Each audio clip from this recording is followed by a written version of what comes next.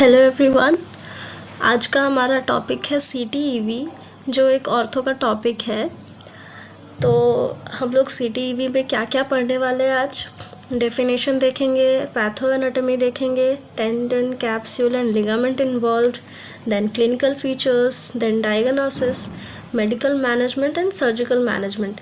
ये सब हम लोग उतना ही देखेंगे जितना हमारे फिजियोथेरेपी बैच के लिए ज़रूरी है, और उससे ज़्यादा आई डोंट थिंक हमें जानना चाहिए, because it's not the MBBS course और the physiotherapy course. Okay, so let's start this. CTEV का सबसे पहले तो फुल फॉर्म हम देखेंगे। फुल फॉर्म क्या है? Congenital talipes equinovarus in ankle joint. Congenital means, first of all congenital का क्या मतलब है, एक्वायर्ड का क्या मतलब है? This is the very basic thing, you should know that. Congenital means by birth present होता है, ठीक है।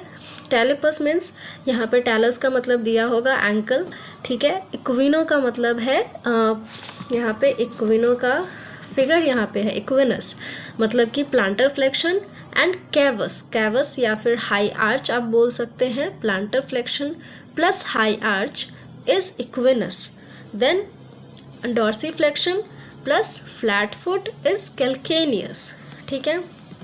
तो यहाँ पे टेलेपस का मतलब समझ गए, इक्विनो का मतलब समझ गए, एंड देन वायरस है हमारे पास, ठीक है।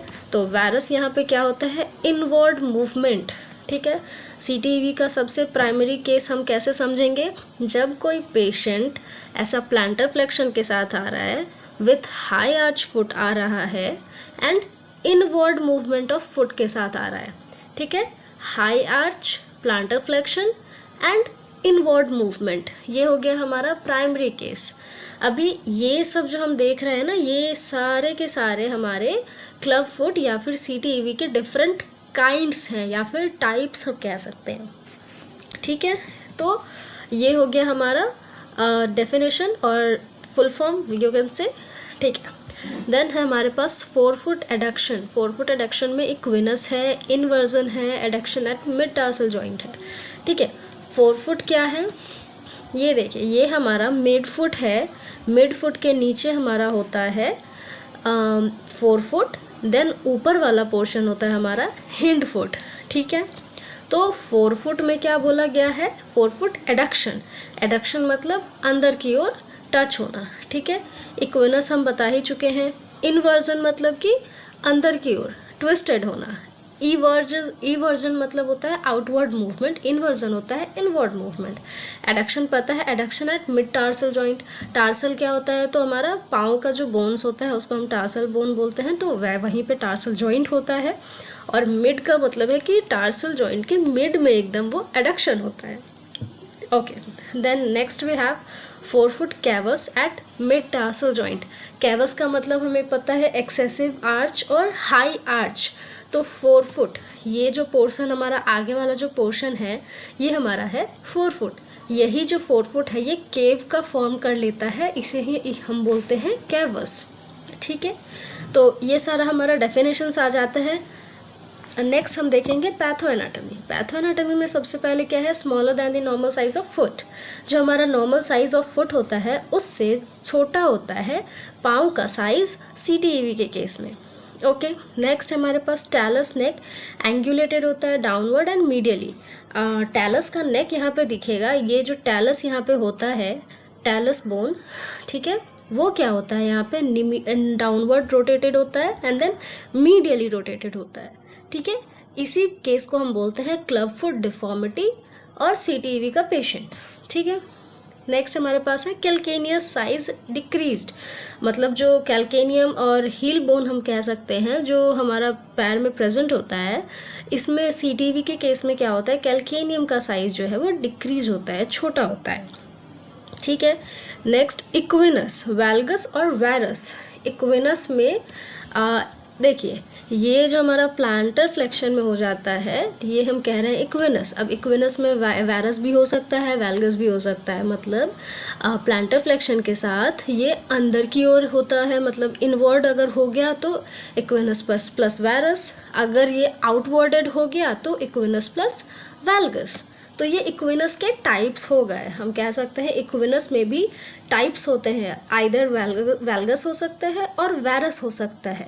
फिर दूसरा इसका टाइप ये भी हो सकता है कि ये कैवस हो सकता है और प्लानस हो सकता है। अगर कैवस हुआ तो ये इक्विनस कहलाया, अगर प्लानस हुआ तो ये कैल्केनियस कहलाया।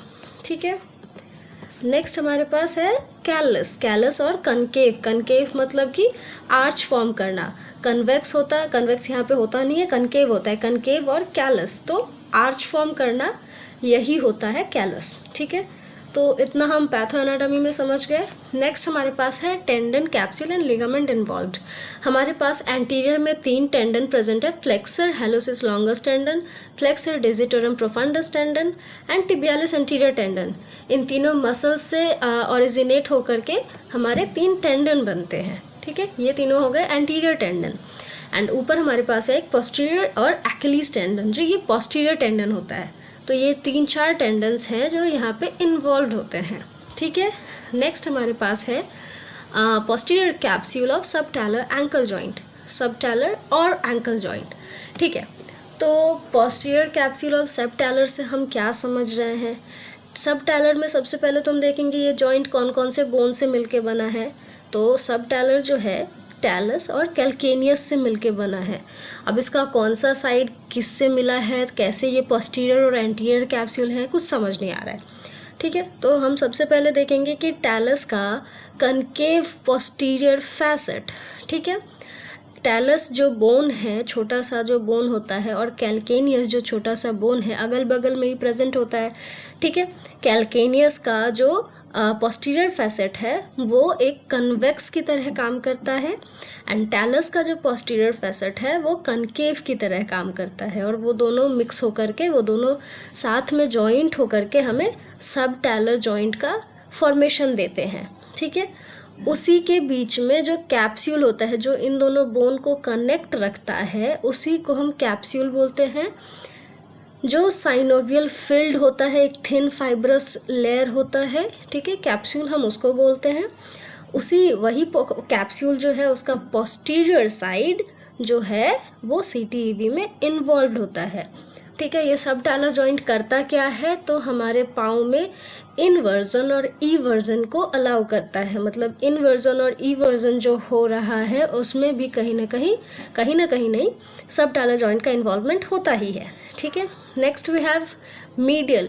मीडियल में डेल्टॉइड है, स्प्रिंग है एंड टैलोनेविकुलर लिगामेंट है। ठीक है, तो deltoid, don't be confuse, deltoid हमारे पास शोल्डर में भी मसल होते हैं, जिसका anterior, posterior and middle fibre होता है। एंटीरियर फ्लेक्शन के लिए होता है, मिडल एबडक्शन एडक्शन के लिए होता है, एंड पोस्टीरियर एक्सटेंशन के लिए होता है। तो यहाँ पे मसल नहीं है, यहाँ पे लिगामेंट है, डेल्टॉइड लिगामेंट। ठीक है, ये कैसा होता है इसका स्ट्रक्चर, तो ट्रायंगुलर स्ट्रक्चर होता है। कहाँ और किससे कनेक्टेड होता है, तो मीडियल मेल्यूलस से कनेक्ट होता है, और कहाँ तक जाता है, तो talus, calcaneus and navicular bones के साथ ये फैल के एकदम कनेक्ट होता है, और ये इसका ट्रायंगुलर बैंड टाइप का स्ट्रक्चर होता है।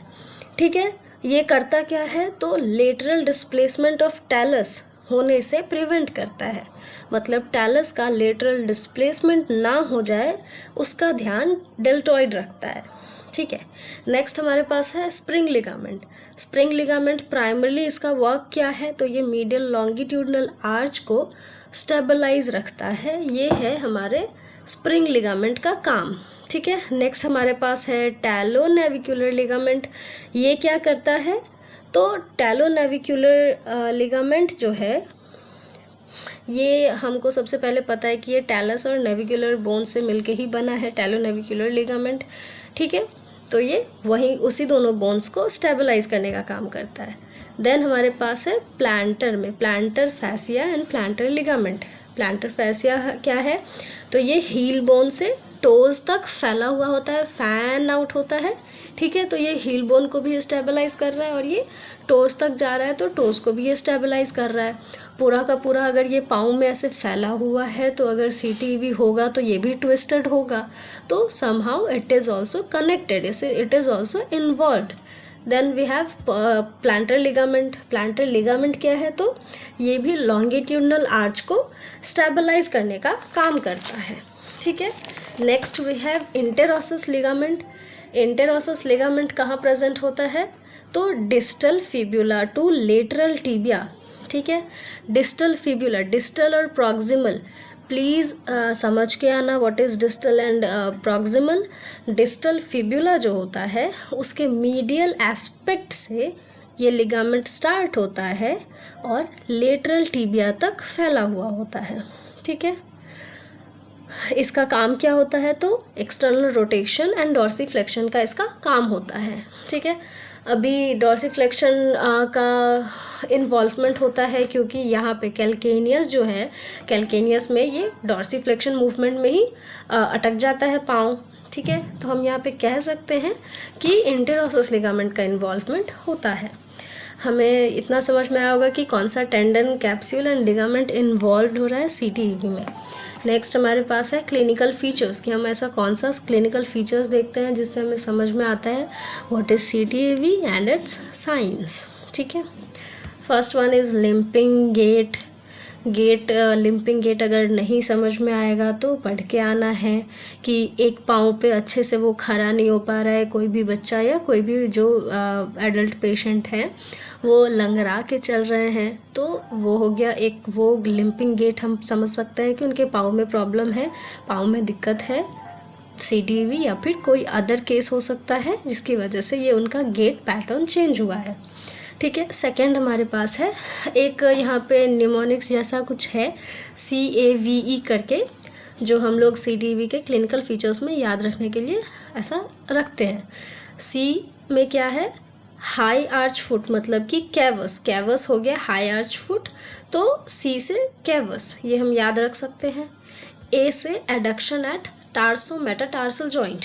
टार्सोमेटाटार्सल जॉइंट कहाँ है, हाँ इधर मेटाटार्सोफेलिंजल जॉइंट है, तो टार्सोमेटाटार्सल यहाँ पे होगा, ठीक है। यहाँ पे एडक्शन होना, ठीक है। तो उसको हम बोलेंगे, ये हमारा जो नेक्स्ट क्लिनिकल फीचर होगा वो एडक्शन एट टार्सोमेटाटार्सल जॉइंट, ठीक है। देन V वैरस हो गया हमारा inward movement, hind foot rotated inward at talonavicular joint, ठीक है। Then E for equinus foot, plantar flexion at ankle joint. Equinus foot हम बोलेंगे या फिर प्लांटर फ्लेक्शन बोलेंगे, ठीक है। ये सब हो गए हमारे न्यूमोनिक्स के साथ। नेक्स्ट हमारे पास है detection at birth faster recovery.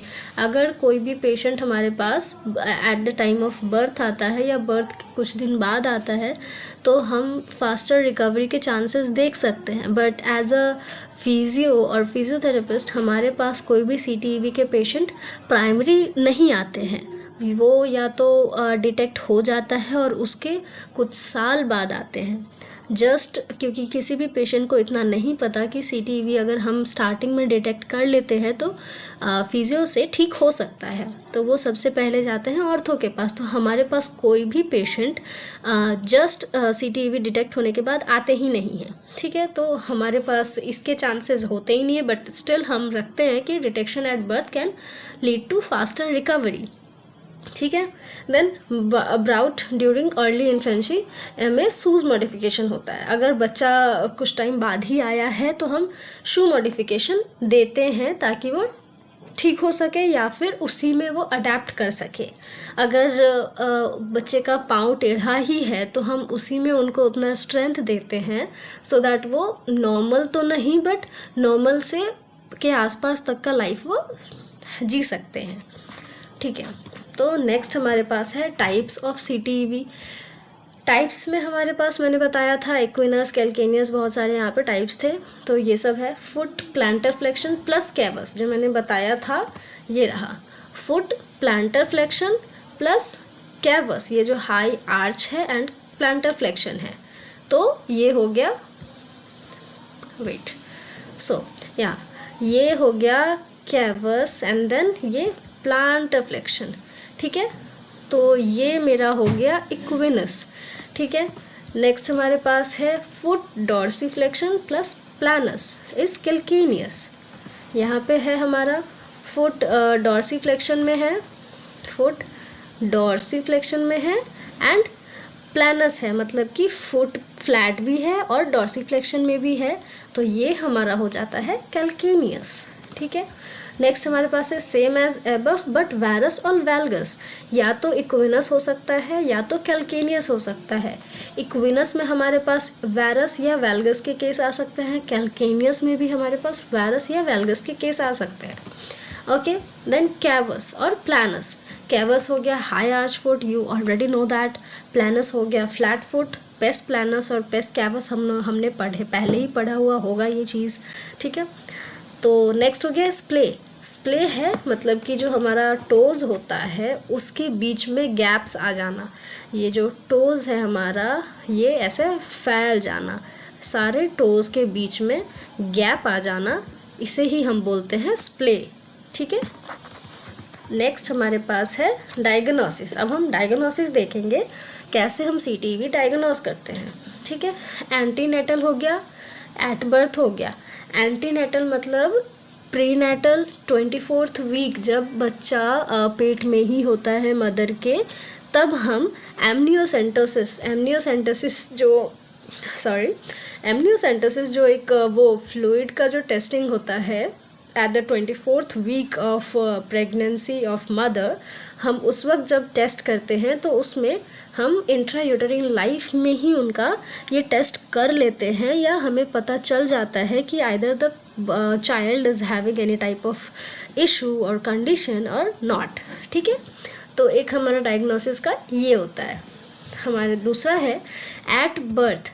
At birth अगर हम करें तो inability to approximate the dorsum of feet with anterior aspect of leg.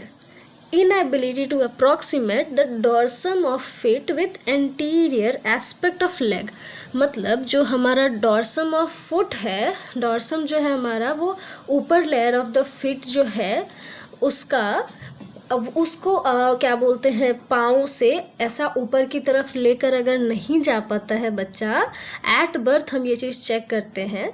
अगर वो नहीं कर पाता है तो इसका मतलब है कि हाँ, बच्चे को चांसेस है CTEV होने के। नेक्स्ट हमारे पास है kites angle. Okay, kites angle क्या है? नॉर्मल हमारा 20 to 40 डिग्री होता है और less than 20 is problematic. Kites angle क्या होता है अगर मैं बताऊं,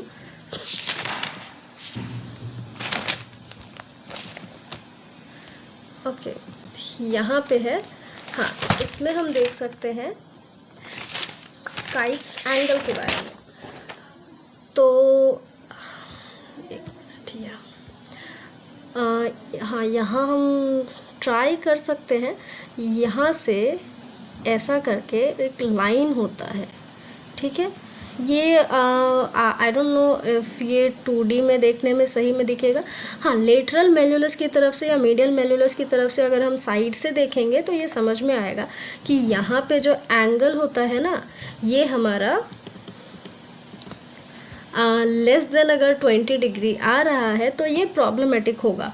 नॉर्मल होता है 20 to 40 डिग्री। अगर ये इससे ज़्यादा कम है, मतलब कि या तो वो कैल्केनियस है, हाई आर्च्ड है, इक्विनस में उसका अगर डिफरेंट टाइप्स है, तो ये काइट एंगल हम चेक कर सकते हैं बच्चे को। या फिर कंजेनिटल होता है तो हम बच्चे में ही टेस्टिंग करते हैं, क्योंकि जब एडल्ट होगा तो वो ऑलरेडी बहुत सारे टेस्ट ले चुका होगा, बहुत सारे ट्रीटमेंट ले चुका होगा, तो जनरली हम देखते हैं कि ये बच्चे में ही होता है।